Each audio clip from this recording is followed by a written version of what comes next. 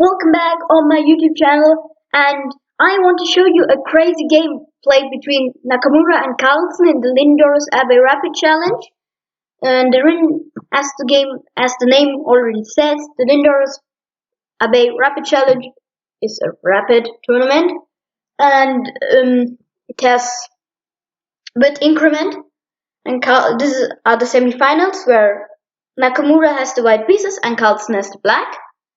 And Nakamura decided to play e4. Meanwhile, if you haven't subscribed my channel, please do that. Like this video and just write in the comment section if you want me to recap any game you saw, something like that, or if you want me to do something else about chess as well. So feel free to write that in the comment section, and I will look how I can execute that. So back to the game. Nakamura played e4, e5, knight f3, knight c6, bishop b5, the Spanish opening, knight f6, the Berlin, d3, bishop to c5, bishop takes c6, d takes c6. Now this position has already been arrived in many games where Nakamura has played against Carlsen, even in the same tournament, and so they know these positions. Nakamura castled, bishop to g4, h3, bishop h5, and g4. Now, what would you play here? The normal move looks like to be bishop to g6, but then white can take on e5, and after queen e7, knight takes g6, h takes g6, there is queen f3.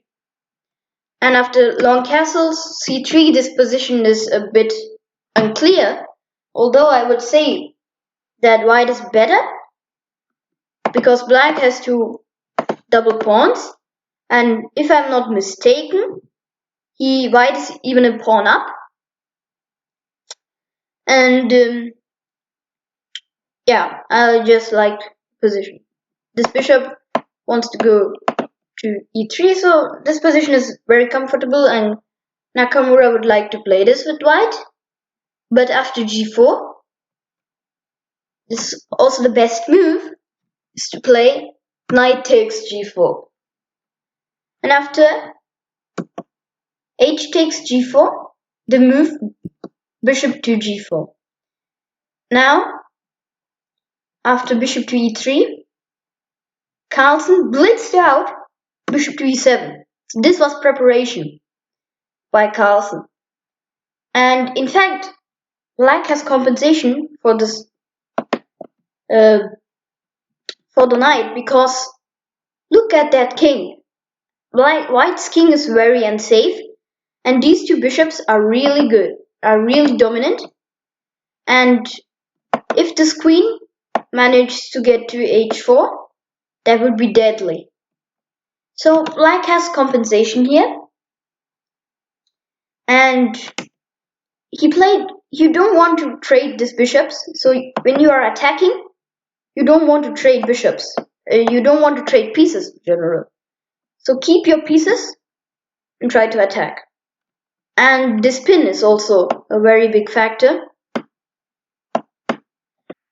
So after bishop e7, Nakamura played the very natural move, king h1.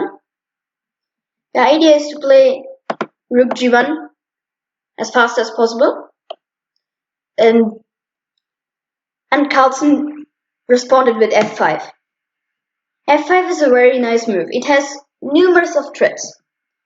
You can take on e4, or you can even play f4 and cut off this bishop of the game, so this bishop can't defend this king anymore.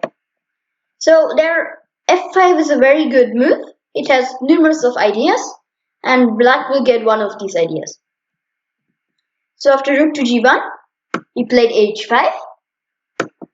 Nakamura played knight to c3, which isn't the best move, because this pin is very annoying. And in order to make that less annoying, he should have continued with knight to d2, protecting this knight, and so this queen is free to move, like to f1, and then get into the king side, protecting this weak king. That would have been the ideal plan, but knight to c3 is not that good. And after f4, bishop to d2, Carlsen played the move g5. Now he's using his pawns to, he's doing a pawn storm to, crack this king. Maybe he wants to get this pawn to g3 and this pawn to h3, things like that. And then suddenly this rook gets very active. Maybe he wants to play king e7. Maybe he wants to play king e7 and then put this rook away somewhere like here and then play king to c8. Some ideas. So this is Carlsen's plan. And now Nakamura realized that this knight is misplaced. Because what's doing? It cannot go to e2 because then this knight is hanging. So there are some problems after this move knight to c3, which was a mistake. So Nakamura decides to play knight to b1. He wants to put his bishop to c3 and then his knight back to d2 where it belongs. Bishop to c5, attacking a weakness, and Nakamura ignores the weakness. He has to develop pieces. Bishop takes f2. Now the material is even. And another idea would have been to play bishop takes f3, queen takes f3, g4, queen to g2, queen h4, queen h2, takes, and bishop to f2. This endgame, like after rook to g2 and bishop to d4, is pretty okay for black because now these pawns are devils. I mean, if they get rolling, white has a problem. And some moves like f3, g3, and h4, h3 come into your mind for the future. You shouldn't play g3 first here. Sorry, not that. After just a move some move. Let's do some move. You shouldn't play g3 because then the king can get to h3 and this is pretty safe. You don't have really a pawn break. You need a rook on f8 to do that. You have to get this rook to f8 and then you have to play f3 and then you have to protect this pawn. So this is very slow. So but in the future, there are ideas like that. So this was definitely possible. But Carlsen went for the ambitious line, bishop takes f2. He wants to win. He wants to mate this weak king. That's what he wants. He wants that always. Knight to b2. Knight bd2, repositioning this knight. It's pretty good here now. Defending has many options. Not here, but here. So this move is he could have played that move earlier. And with the bishop on e1, this bishop on e1 would guard that f2 pawn. So yeah, it's not that good. So after queen e7, trying to protect the e5 pawn, white cannot take now because there is still a pin. And after queen to f1, going out of that pin, bishop takes g1, queen takes g1. Now this position is still very unclear, but Carlsen just took on f3, knight takes f3 and g4. These pawns are very strong, although you might say that this pawn is very weak since it's attacked twice by white. And white will probably get that pawn and then the situation gets very, very unclear.